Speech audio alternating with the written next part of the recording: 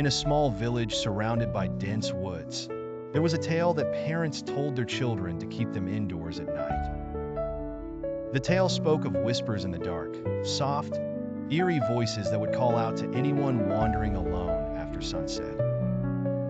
People said that if you followed the whispers, you'd be led deep into the woods, never to return. Lena, a curious and adventurous girl, didn't believe in such stories.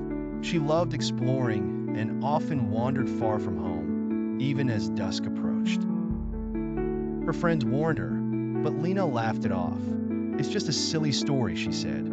"There are no whispers in the dark." One evening, after playing in the fields, Lena realized it was getting late. The sun had already dipped below the horizon, and the sky was turning dark. As she hurried back to the village, she heard something, a faint, soft whisper. "Lena, Lena, come this way." Lena froze. The voice was so gentle, almost like a lullaby. It seemed to come from the woods. She knew she should go home, but the curiosity inside her was too strong. "It's just the wind," she told herself, but her feet began to move toward the sound. The deeper she walked into the woods, the louder the whispers became. They weren't threatening, but they made her feel strangely calm, like they were guiding her somewhere important. Soon, she couldn't see the village lights anymore. The trees around her grew taller, their branches twisting like long, dark fingers. Suddenly, the whispers stopped. Lena found herself in a small clearing, with a single tree standing in the center.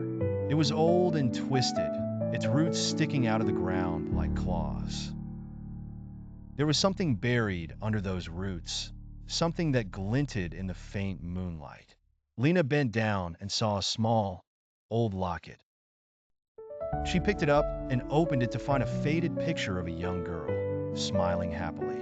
Just then, she felt a cold shiver run down her spine, and she heard the whispers again.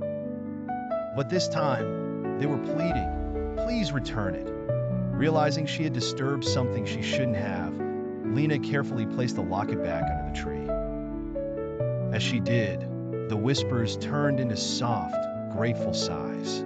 The air around her felt warmer, and the woods no longer seemed so dark and menacing.